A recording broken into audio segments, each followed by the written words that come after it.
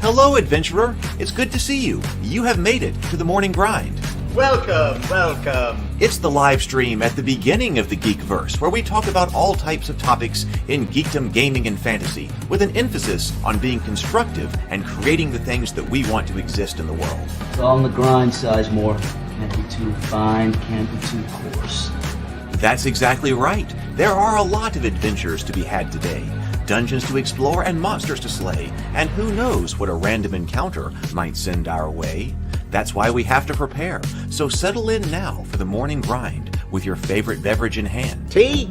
Or maybe something a little stronger. I've got a few bottles of the old Wynyard left. Whatever you want. Pull up a chair. Dude. If you're feeling fancy, how about a cappuccino? Or a frappuccino? Or how about an espresso? Just tea, thank you. Sounds good to me, Gandalf. Whatever you want. I'm just glad you're here. Everyone is welcome. You can just watch if you want. You don't have to worship anything you don't want to worship. Thank you, Mike. But be forewarned. Sometimes we get really strange characters around here. Wait, what's that you say? Why can't you come and be a part of the stream? My wife would disown me. Oh no, I bet she'll be fine with it. Come on in. Am I scared for my safety? No. What are we supposed to do? Everybody do the secret handshake.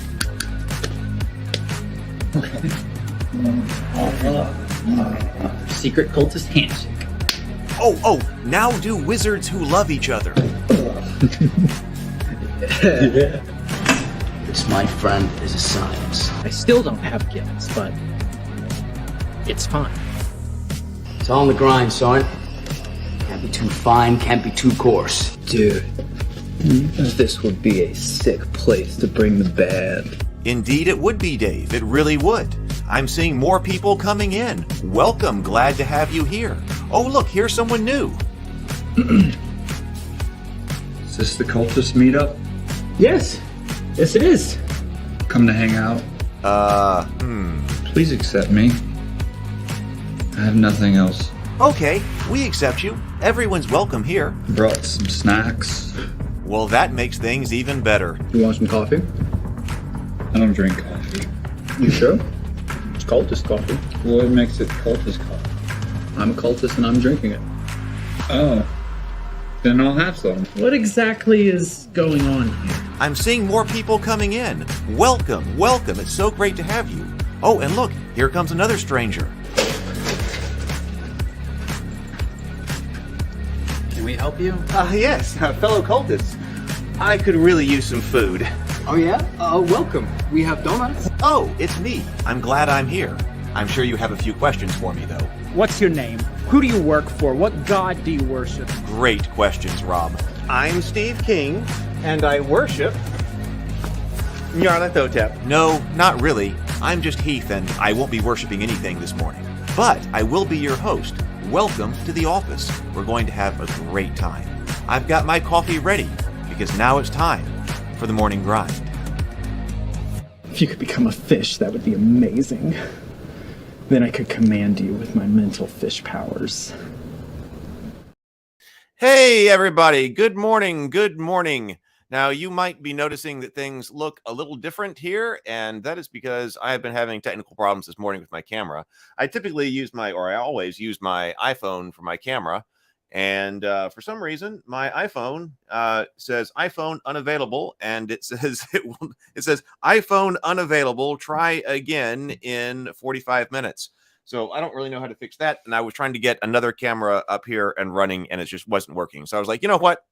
I don't actually have to have a camera, so that's why I went ahead and have the quick start Shadowdark rules up so that you can see that you are in the right place. So no camera this morning, but oh well.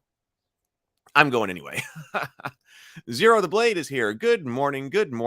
And Mike, good to see you. Good morning, Mike. Zero the Blade and Mike, channel members. Thank you so much, channel members. That's huge. Seth Chapman is here, and Carl Makes Stuff. Trey, good to see you, Trey. And Andrew, good morning, Sable Phoenix. Good morning. So glad to have you here. So we want to take a look at the Shadowdark game. So thank you very much for letting me know that the quick start rules were available for free. So I've really been enjoying taking a look at a lot of these old school systems I've been enjoying that over the past few. Well, we've been doing that for a couple of weeks now, I suppose. Going all the way back to some AD&D stuff, and then it seems like I've been looking at quite a bit of old school stuff. Like I said, I've been looking at Knave as well in the evenings. We want to take a look at that. But I think this is a good day to go ahead and take a look at the Shadowdark. Hey, Bobby, welcome. Bobby says, "Good morning, all. My first morning grind." Well, this is a good one to join in. Glad to have you. Very glad to have you. David62 is here as well. Good morning. So let's go over to. Oh, I need to bring up the messages. I didn't get a chance to do that. So we're going to go to the messages here. Oh.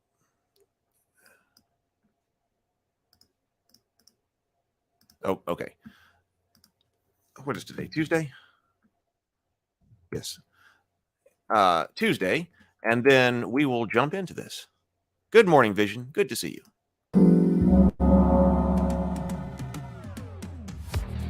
The Morning Grind is brought to you by World Anvil. For all the game masters out there, World Anvil supports more than 45 systems, including D&D, or you can create your own. It allows game masters to plan, play, and present their adventures and campaigns. Use the code MORNINGGRIND to get 40% off yearly subscriptions. And thank you for being here with me live on the Morning Grind. And if you're watching on replay, welcome to you as well. It's great to have you here. If you're enjoying the Morning Grind, please click the like button and subscribe to the channel if you're not already. It will really help the channel grow, and I would be very thankful. We also have the Ravenkeep Discord server you can join if you would like to be a part of the community. Alright, that's what you need to know. Let's get to the main topic. All right. So, yesterday I had a meeting on the first 10 pages of the Tales of Rabavania script yesterday. And that went very well. The meeting went very well. Now, I've got to completely rewrite that. I was glad that I did continue beyond that. I actually had 11 pages written. I had where I was trying to get to and had through 11 pages and had a consultation meeting on it yesterday. And it still was not right. Got through the beat sheet. We were talking about how we do this design. Got to the beat sheet. Was writing my script to the beat sheet, but that was going well. I think through about page 6, then it was realized that, hey, this is not where we need to be going. So yesterday, I spent a lot of time after that meeting. I kind of get in a zone, and so after that meeting, I was then trying to think about how all that script needs to be rewritten. So that's what I was doing yesterday. And then tonight, Brianna and I are going to be talking about the Children of Huron. Hopefully I'll have my camera back for tonight. The Children of Huron, I have really been enjoying also going through the Children of Huron. So with old school stuff and also going back through some of the Tolkien works that I really like. That's been great. Okay, so let's breathe and sip. You can't see me, but I got my coffee here this morning. Everybody got your favorite drink? Let's breathe 2 deep inhales, complete exhales, and then take a sip of your favorite beverage. It'll help out.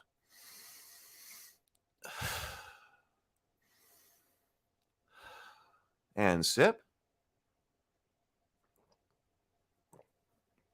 All right. Carl says, hey, if you're just coming in, yes, I don't have my camera today. Technical problems, but sorry about that. Oh, well. Carl says, oh, this cover has some good old-timey vibes. Zero Theory is also here. Trey says, Shadowdark is what I would run instead of 5e. There are so many great ideas going on here. Zero Theory says, there are too many other good RPGs out there. I don't see myself ever playing 5e again. I kind of feel the same way, Zero Theory. I skipped out of 4th edition because I just wasn't playing at the time. By the time I came back to RPGs, 5th edition was out. And I had friends who were playing 5th edition games. So I naturally, I picked up 5th edition to figure out what was going on with Dungeons and Dragons. I had friends who were playing 5th edition. And so I started playing. But I don't think that, I think if I were starting all over again today, that I wouldn't, or if I were going from here, just starting some kind of game, I don't think I would play 5th edition. The more we get into other games and the more we're going through these things on the Morning Grind, and the more we find out the different things that are out there, the more I kind of feel the same way. Bobby says, I heard about Shadowdark like a week ago and was super curious. Now I'm excited to hear about the system.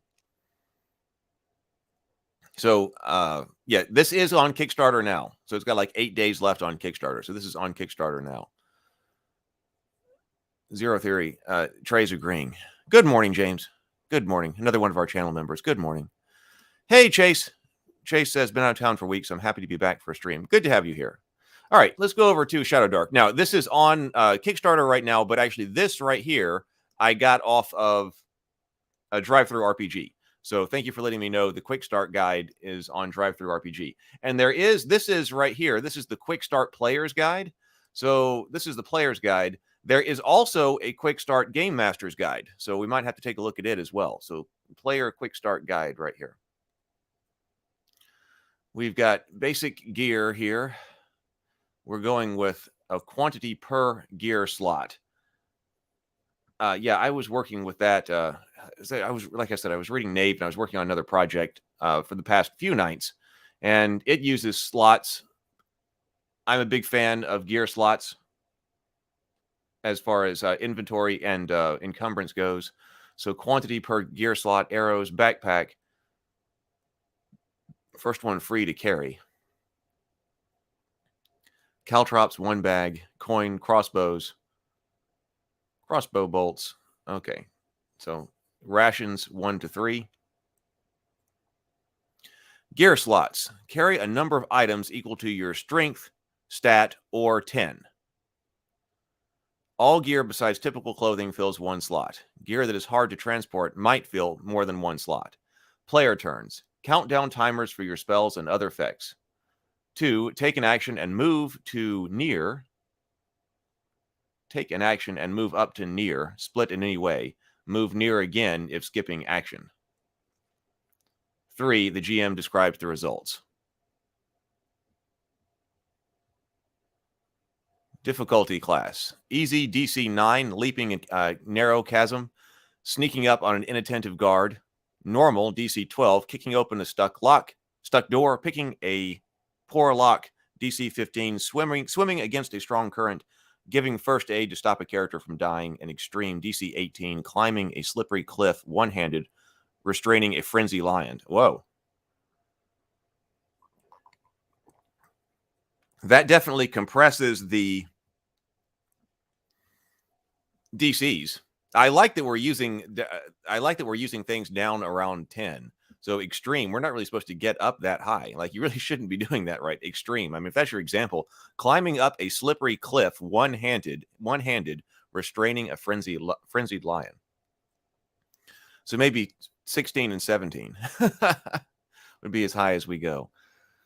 You know, I was also thinking yesterday, we had been going through, what was that? The D&D hardcore mode for 5e.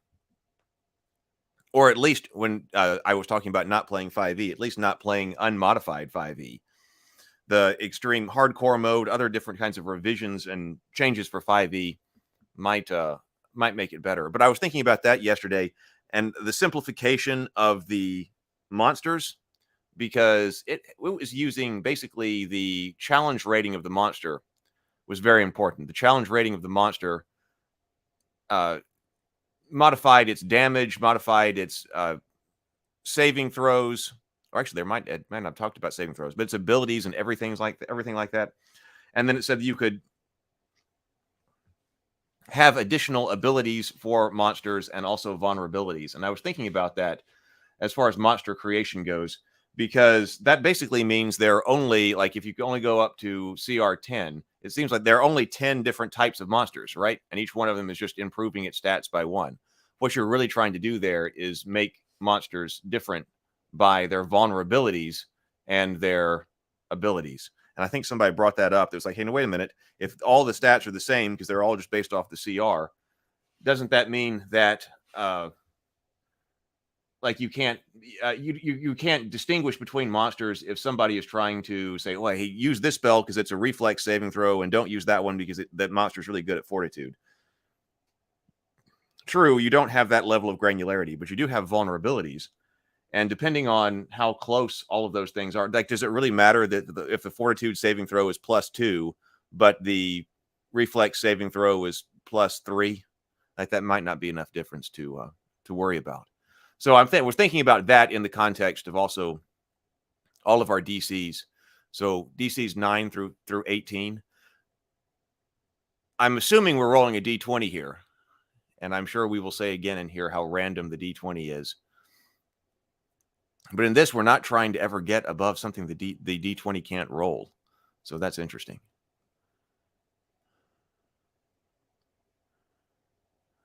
Let's see. Vladimir. Good morning, Vladimir.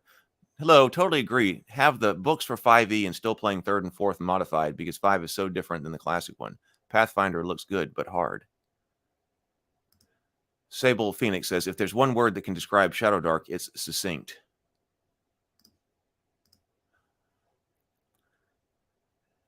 Seems so. Okay, morale. Yeah, we're not going through. This is just a quick start, though. But we're not clearly not going through, like,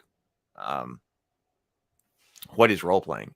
Morale. Enemies who are reduced to half their ranks or half their hit points for solo enemy flee if they fail a DC 15 wisdom check. Large groups make one check using the leader's wisdom modifier. Dying. Death timer. 1d4 plus con modifier rounds. Minimum of 1 minute. On turn, roll a d20. 20 equals rise with 1 HP. Here's a use for your con modifier. We were talking about that yesterday, too. We'll have to see if con adds to hit points here, because it seems like that's an old school thing to not do. But at least your con gives you extra time. And we're not rolling, it seems like here. Stabilize. Close range DC 15 intelligence check. On a success, target stops dying, but is still unconscious. Distance movement. Close is 5 feet, near up to 30 feet, far within sight. Climbing dex or strength check, half speed, fail by 5+ points. Falling, 1d6 damage for every 10 feet.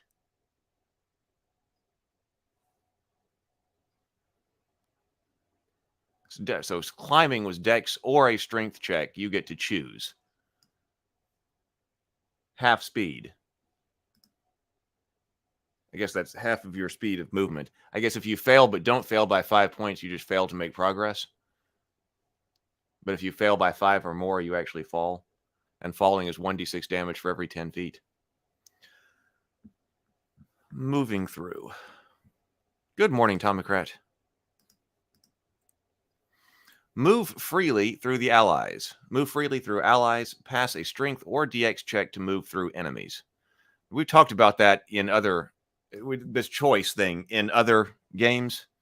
In fact, I think we were talking about that when we were doing RPG design, and they clearly obviously made the choice that you can choose which one to use. But I tended to be in favor of the idea that any particular action that is going or that can be accomplished in the game needs to always use the same kind of stat for every player, because you're going to use your best one here. Swimming. Swim half speed. Strength check in rough water. Con if holding breath. Fail is equal to 1d6 of damage for a round until exiting the hazard. Spell focus. Can't cast other focus spells while focusing. Make a spell casting check at the start of your turn for the spell. Success, spell stays in effect until the start of your next turn. Failure, the spell ends. If you are focusing, you do not lose the ability to cast that spell. Distraction. Immediately make a spell casting check to maintain focus.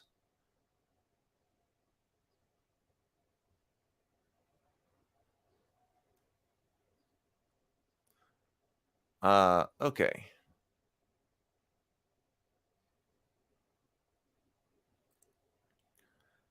Okay, so I guess that was. Oh no. So here we are. We actually have words in prose here. Okay, so what is our contents here? I guess that was your quick start reference guide. So we do have Shadowdark, the basics, characters, overview, background, stats, ancestry, fighter class, priest, thief, wizard class, titles, alignment, languages, deities, gear. Okay, so we got a lot more stuff here. Gameplay, rolling the dice, luck tokens, stats, making checks, time, turn order, resting, casting spells, wizard mishaps, scrolls and wands, spell attributes, spell lists, and spells. Okay, so there's quite a bit of stuff in here. This is a much more robust quick start guide than I was thinking originally when I was just opened this up.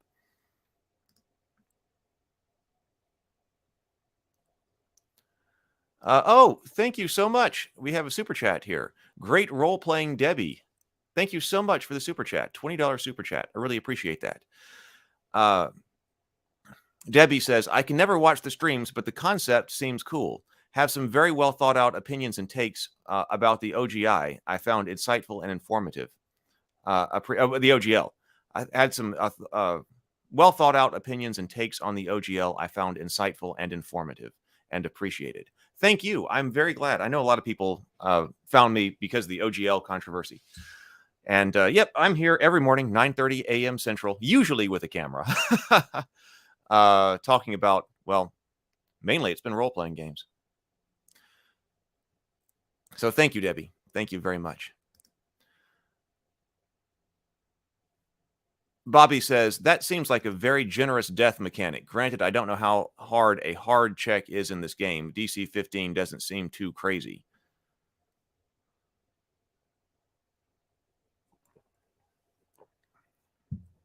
Tomocrat says that it is pretty meaty for a free demo.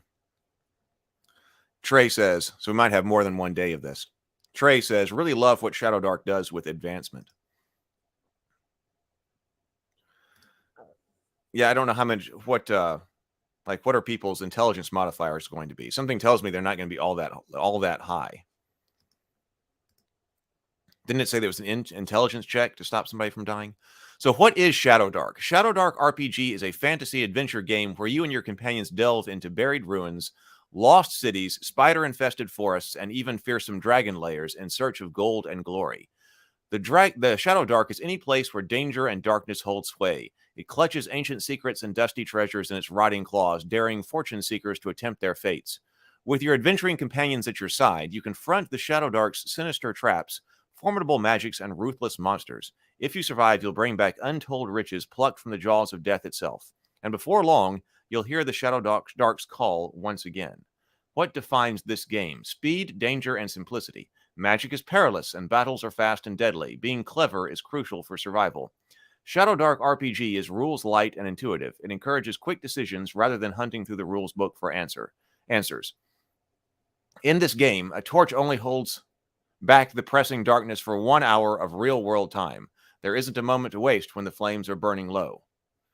So that's interesting. A torch only holds back the pressing darkness for 1 hour of real-world time. There isn't a moment to waste when the flames are burning low. How do I play? Now, we've talked about the importance of timers, by the way. I think that time is something that's underused in RPGs. So this is talking about actually using the real-world time in order to keep players on their toes. So there isn't a moment to wait. How do I play? Everything you need to get started is here in this tome. So the basics. What we'll probably do is skip to how to play rather than going through character creation first. We'll go through character creation last. That's typically the way we do RPG analysis. Hello, Loify. Good to see you. Good morning. Trey says, if I remember, stats are 3d6 and 18 is a +4. Tomocrat says, there are a lot of good ideas to use in other systems. I like her idea for spending money for XP. Well, we'll check it. That's probably coming up soon here. Zero Theory says, I don't see real-world time often used like that, but I can get behind it. Good way to push people to move along with that type of mechanic, the torches. But how long does a lamp last? I guess we'll find out.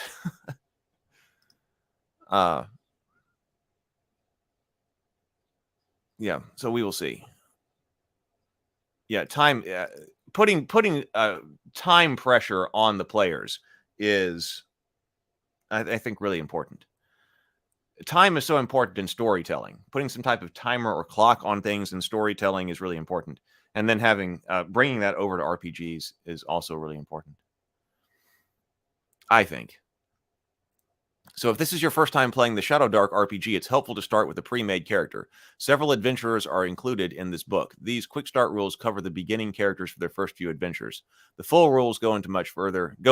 Check them out at the Arcane Library. So actually, do we have... Let's go to the back and see if we've got characters. Okay, our character sheet. So this is our basic sheet here. We got strength, dexterity, wisdom, intelligence, and so forth. HP, AC, place for attacks, name, ancestry, class, level, XP, title. I did see this title thing. We're going to see what that is. That's kind of new. Alignment, background, and deity. So it's basic stuff here. Talents, spells, gear with all of our slots here, and then free to carry stuff. Random character generator for Shadowdark. Okay. Where is a pre-made character? Oh. Yeah, actually, there was other things in the download file. Okay. So there are, if you download this, there is another folder called the Shadowdark characters, maps, and assets. And when you download that, or when you unzip that, download and unzip that, yeah, we do have characters over here, pre-made characters. So it gives you pre-made characters in that pack. I've got a fighter that's a dwarf. I got a fighter that's an elf. I've got a priest that's a dwarf, a priest that's a half-orc, a thief that's a halfling, a thief that's human, a wizard that's a goblin, and a wizard that is a human. So you've got a bunch of pre-generated characters.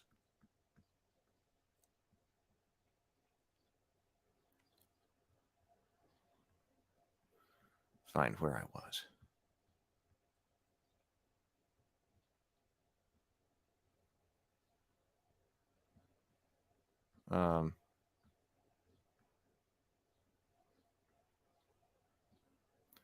Okay, so characters, describe an action.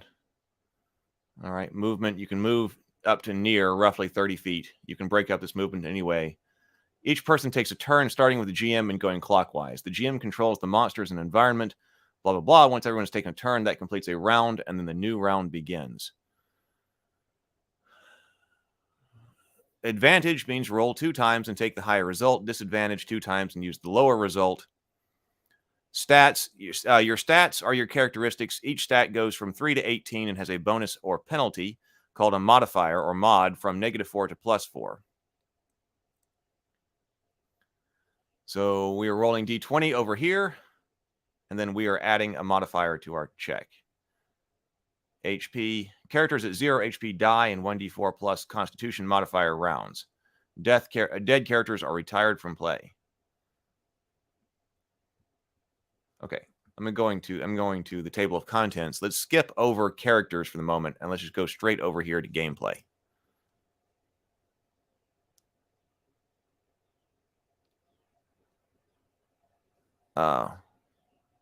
Trey says, love all the tables in this system. Zero Theory, all of your favorite D20 system elements. Hey, Nico.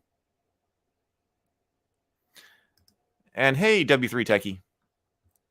If you're just coming in, I'm having a technical problem with my camera today, so no camera. The Shadowdark is like a sleeping bear. Only go near it if you have a 10-foot pole and are prepared to die. Rolling the dice. Advantage. When you have advantage on a roll, it means you're in a strong position to succeed. For example, you might be attacking from high ground, or you might have just failed at a task, and now you have insight in how to succeed when you try again. To roll with advantage, roll the same die twice and use the better result.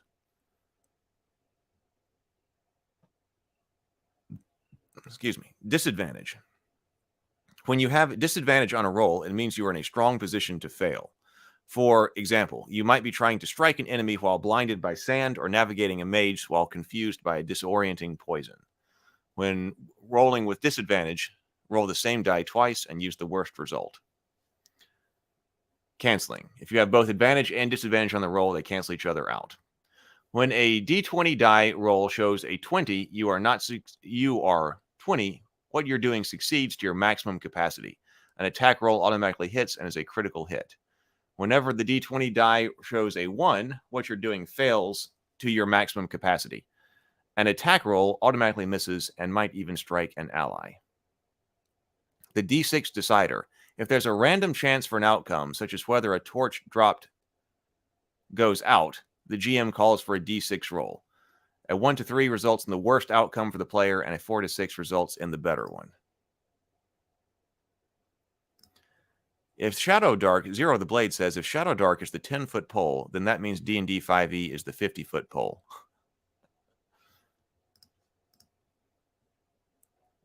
Okay, luck tokens.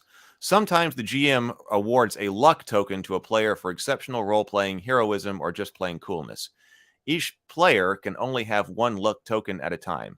You can cash in a luck token to re-roll any roll you just made. You must use the new result. You can also give your luck token to a companion. How many to give? The GM might award 3 to 5 luck tokens per player during a session with a pulpy, heroic feel. Alternatively, the GM might only give out 1 luck token per player during a game session that is grim, difficult, and dark. Big sacrifices, moving speeches, or incredibly daring maneuvers might be worthy of a luck token, whether or not the character's action was successful. Okay, using stats. I think we basically know what to do. See, it says the difference between intelligence and wisdom can be tricky. If in doubt, remember wisdom is for sensory acuity and instinct, while intelligence covers knowledge and logic.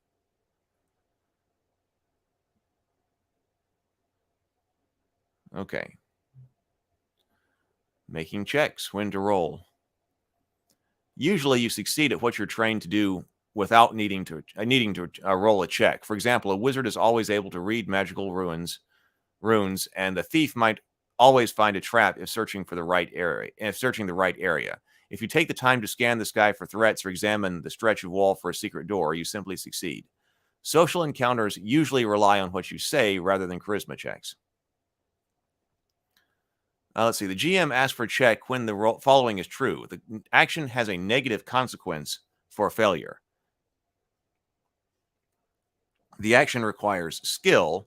There is time pressure. So a negative consequence, the action requires skill, and there is time pressure. Difficulty class. The 4 standard DCs represent how difficult an action is. So we saw this in the very beginning. The D6 decider seems like a little twist to make the engine a little different, Bobby says. Well, you know, I remember that quite a bit.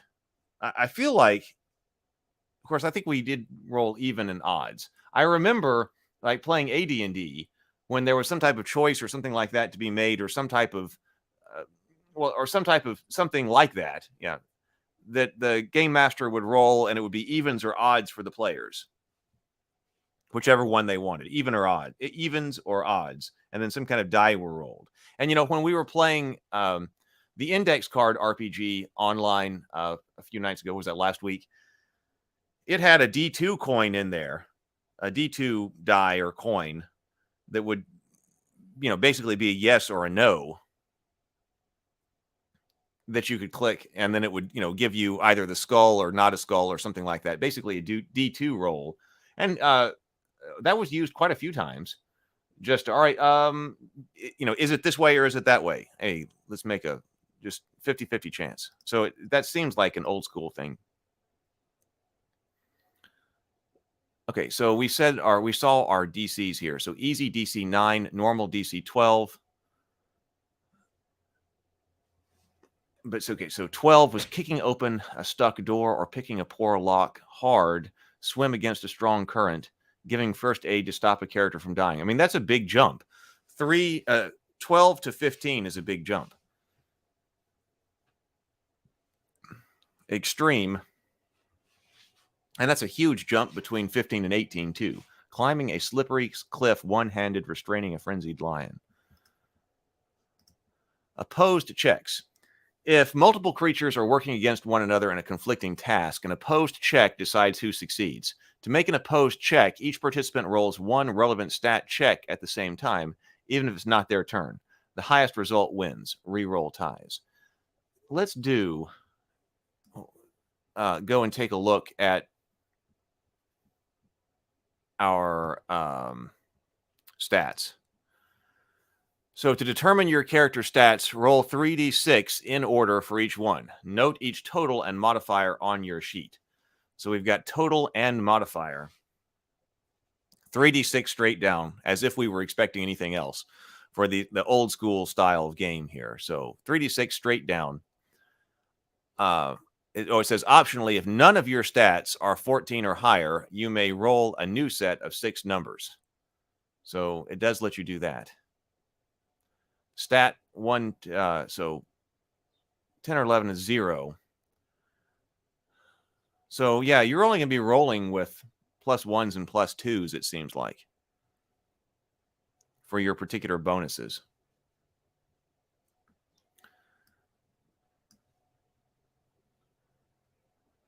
I think we could look at the math on that. Let me get back to my table of contents. Rolling the dice. We could go back to the math on that. So it seems like now your character classes or your races might swap things up there, or change things a little bit. But what does that mean? Let's see.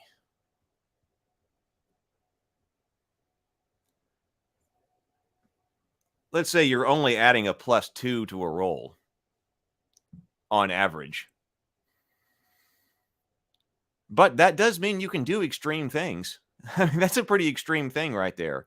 Even if you just have a 0, a +0, there's a 15% chance of doing that. So I guess that's pretty generous.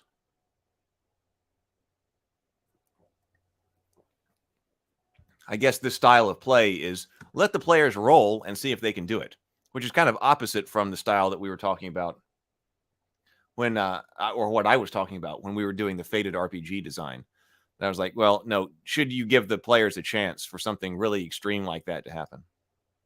In that game, I was saying no, that don't have them roll. But this is saying, appears to be saying, go ahead and let them roll.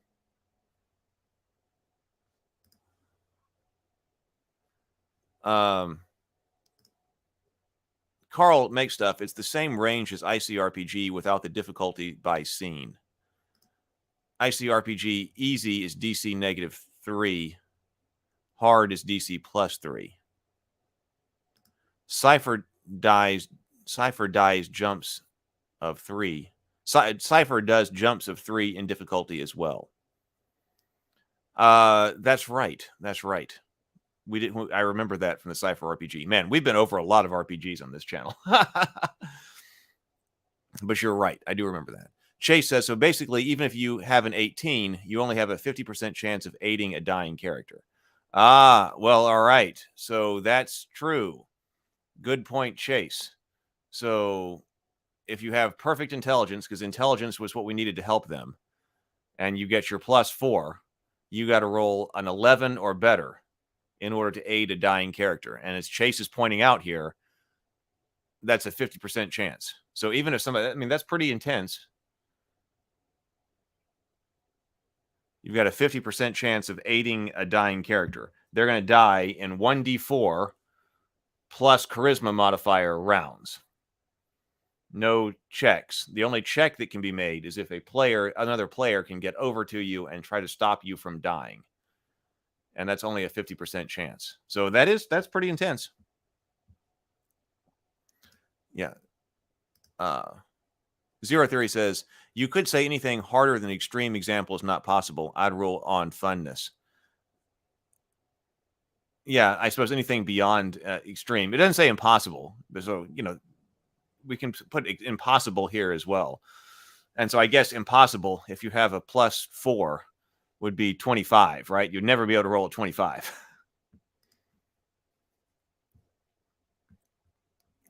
Okay, time.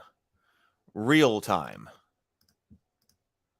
Time passes in the game world at the same pace it's passing in the real world. 1 minute or hour of game time is equal to 1 minute or hour in real time. This matters for tracking light sources because most light sources only last for an hour of real time. If you can't track real time in your game, assume 1 hour is equal to 10 rounds. If you can't track real time in your game.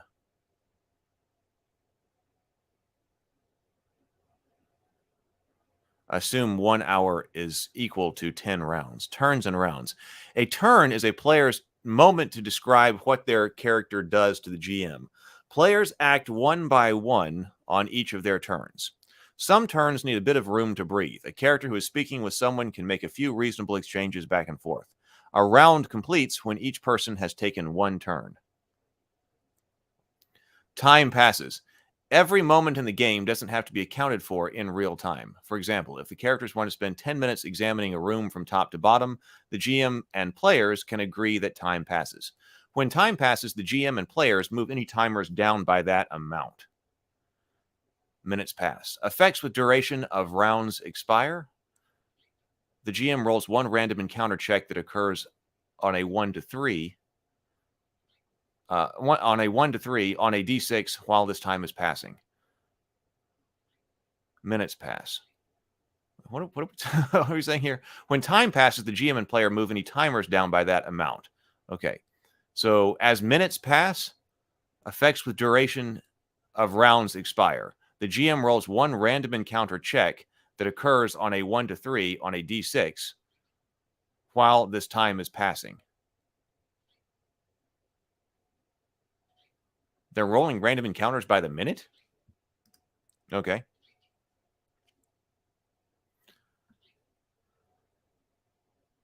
Hey, Jay. Good morning, Jay. Zero Theory says, I heard that 10 rounds an hour is an area of contention. I'm trying to remember that from like AD&D and stuff like that. So 10 rounds. Turns and rounds. A round completes when each person has taken their turn. That's pretty old school too, right? Okay, so a turn, that's just something that is happening while that, on a single player has a turn. Once everybody has had a turn, a round passes. And then an hour is supposed to be 10 rounds. So that means that a round is supposed to be 6 minutes. But this says if you can't track real time in your game, assume 1 hour is equal to 10 rounds. That would mean that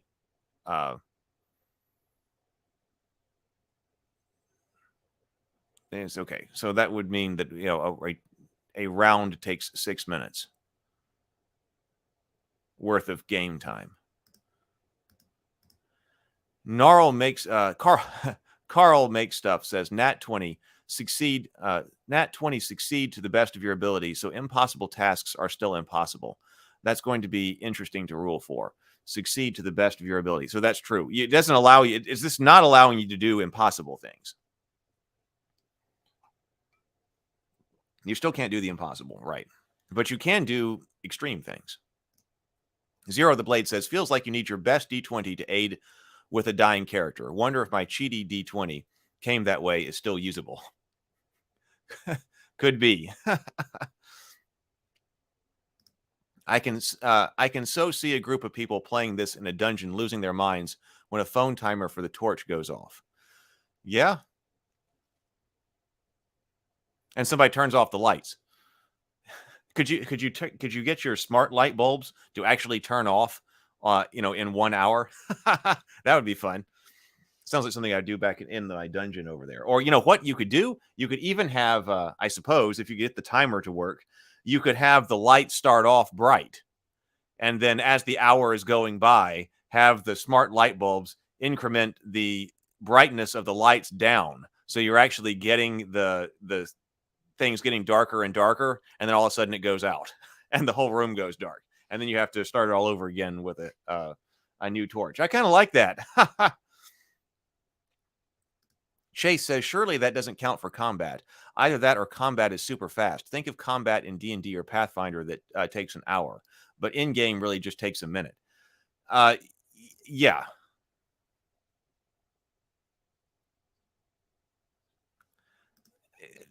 On the other hand, of course, I'm for faster combat, but you're completely right. That doesn't work. I mean, I can think of a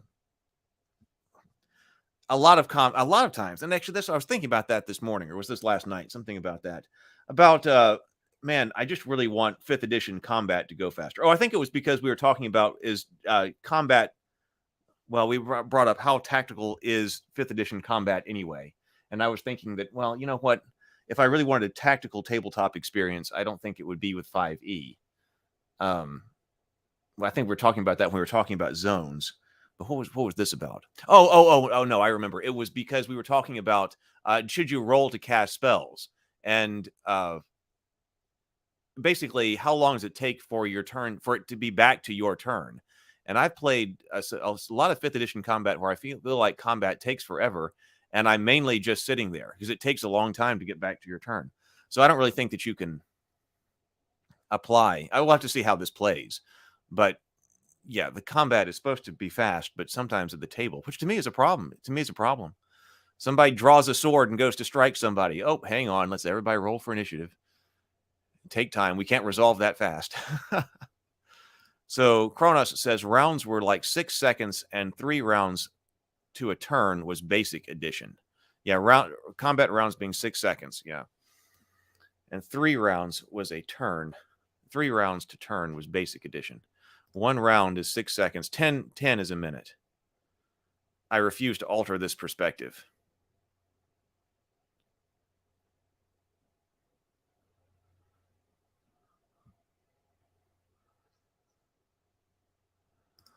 I have a friend who's into electronics. He'd be all over that dimming lights idea. David 62 says combats are much faster in old school. Trey says, love the idea of dimming the lights. I do know from other posts elsewhere there are questions on what happens if there's more than one torch or if the game time goes out of sync with the torch, or if the game time goes out of sync with the torch timers. Yeah, which is what we're talking about with combat and stuff like that.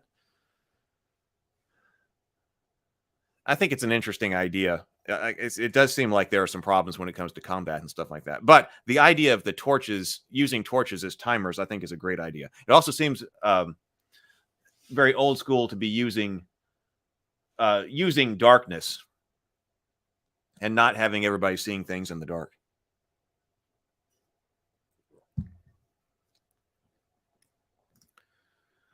I get there's a lot of contention over 10 rounds of combat taking an hour in real time, but I like the push to get combat over more quickly. And why wouldn't swinging a torch around make it go out? Yeah, if you're using the torch, it could.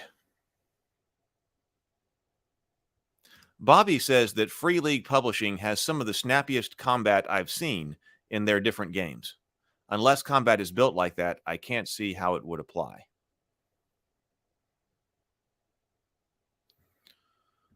Kronos says, the way maybe to do it is give each player a real time limit to do things, and thus this leads to them really learning up on the character and moving things along more.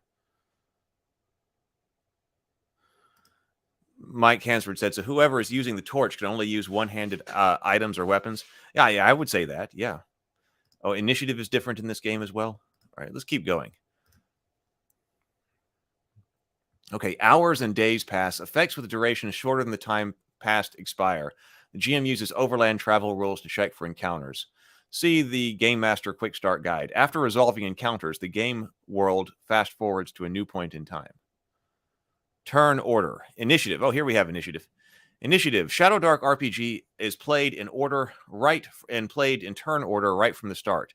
At the beginning of the game, the GM establishes initiative, or the order in which the players act. Everyone rolls a d20 and adds their dex modifier. The GM adds the highest dex modifier of any monsters if relevant.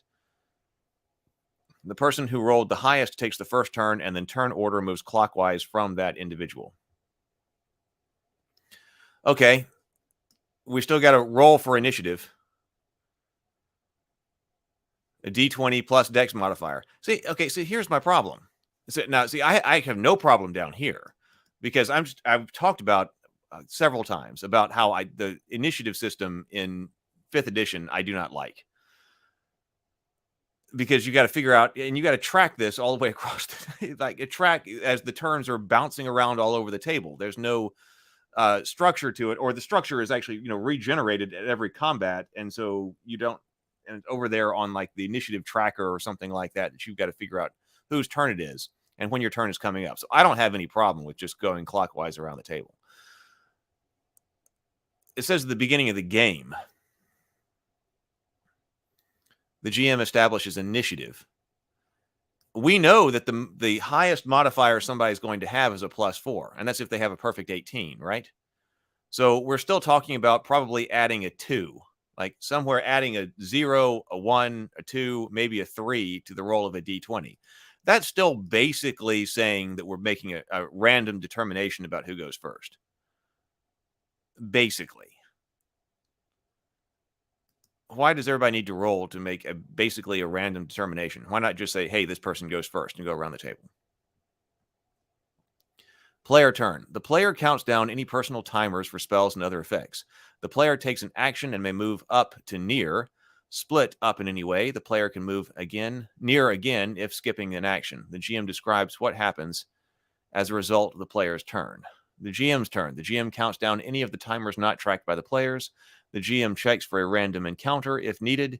The GM takes actions and makes movements for any relevant creatures or environmental effects. The GM describes what the characters notice as the result of steps 1, 2, 3.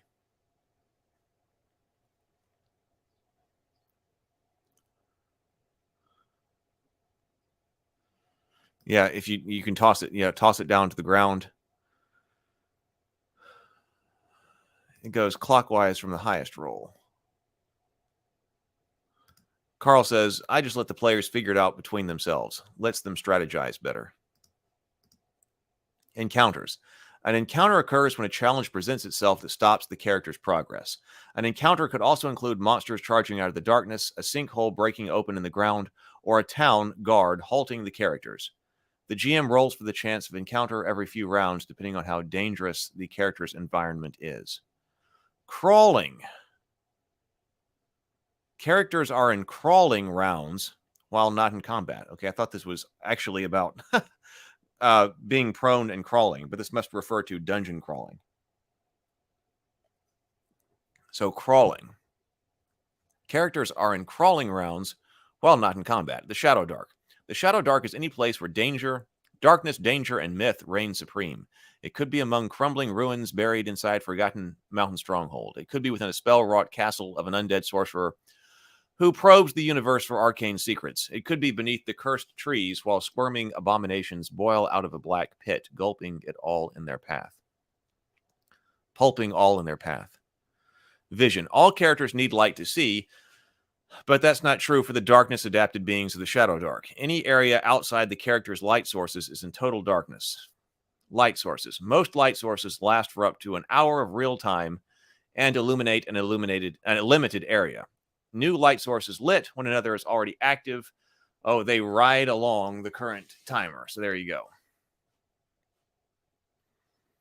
That said, the GM should use their best discretion and avoid being punitive. If there isn't much time left on the current timer and the characters light a new torch, snuff out old light sources and start a new timer. There should only be one active light timer, except in rare cases.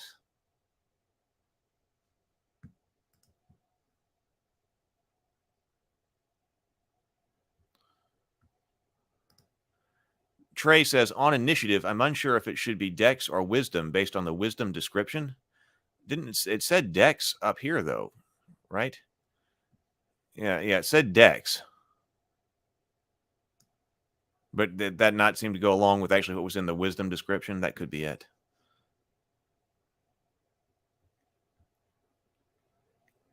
Total darkness. While in total darkness, a creature who is not darkness adapted has disadvantage on most tasks it tries to undertake as determined by the GM. Also, the environment becomes deadly. Check for random encounters every crawling round. Zero Theory says, an argument to that is, if you take away something from a player that has a high dex, that's part of their bonus for that stat. Higher chance to go first. You take away something from a player that has a high dex, that's part of their bonus. Higher chance of going first.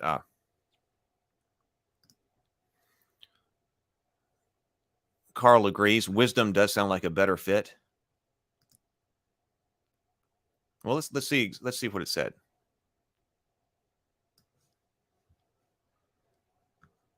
Stats. So according to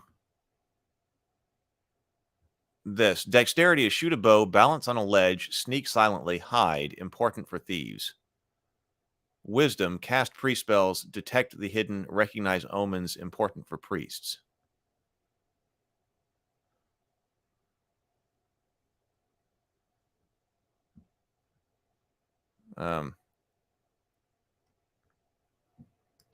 Maybe under ability checks. Let me go making checks.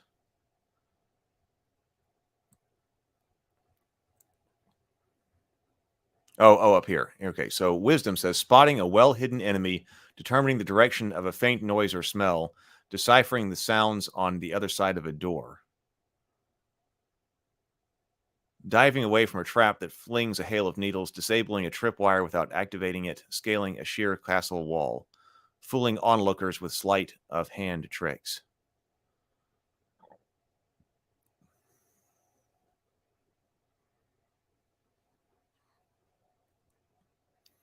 Okay, so movement. Distances, let's go over here. Movement. Distances. Distances are broken up into close, near, and far. Within sight during an encounter or scene. Climb. Strength or dexterity check to climb half your speed. Fall if you fail by 5 or more points. Falling, d6 damage every 10 feet. Moving through. You can move freely through allies. You must pass a dexterity or strength check to move through enemies. Swimming. Make a strength check to swim half of your speed or a constitution check to hold your breath. If you fail, you take 1d6 damage each round until you exit the hazard. During crawling rounds, the GM can ask the players if they want to regroup. To regroup, the PCs within eyesight or earshot of one another, who are able to move freely, may immediately move within near of each other. Then initiative continues as normal.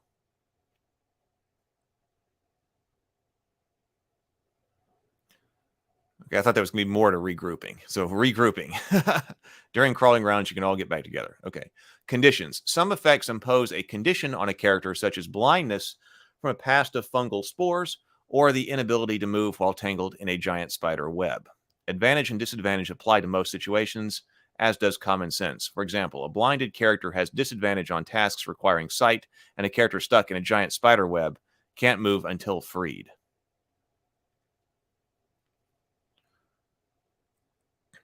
Actions. While crawling, characters can take actions that might include prying a gem from a statue, sneaking up on a slumbering manticore, swimming to the bottom of an oily pool of water, tapping on a suspicious wall to check for hidden doors. Okay. Resting. Injured characters can rest to recover from their wounds. To rest, a character must consume a ration and sleep for 8 hours. Sleep can be broken up for light and routine tasks such as taking turn on a watch. Each stressful interruption of rest, including combat, requires an affected character to make a DC 12 Constitution check. On a failure, the character consumes a ration but gains no benefit from resting.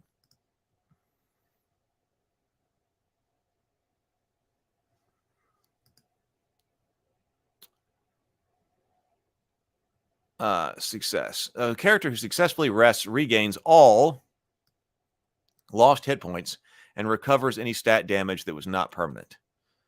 So on a successful rest, ration. I do like that it's dependent on rations. And that's kind of, I think I was seeing that in Knave the other day too. So rations aren't like your magic potions, exactly. But they're an important resource. If you don't have them, you're going to end up hungry and deprived. But also, as far as being able to get hit points back, if you don't have rations, you're not going to be able to recover your hit points. Additionally, some talent spells and other items regain their ability to be used after a successful rest. Danger level. Characters can rest anywhere, but doing so inside a dungeon or perilous environment carries a high chance of failure due to the risk of a random encounter. While the characters are resting in a dangerous environment, the Game Master checks for random encounters using the overland travel cadence. Unsafe, check every 3 hours. Risky, check every 2 hours. Deadly, check every hour.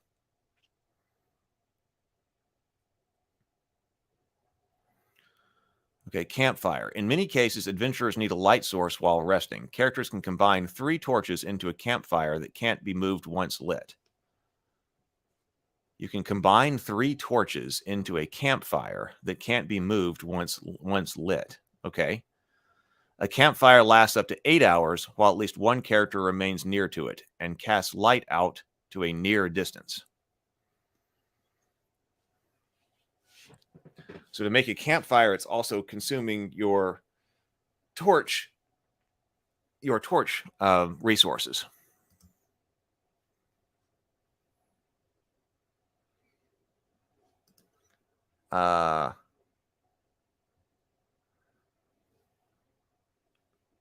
How many torches? So the torches are 5 silver pieces, and 1 torch takes up 1 of your gear slots. And we can carry a number of slots worth of gear equal to our strength value or 10. So a torch takes up 1 slot. So that's a lot of your gear.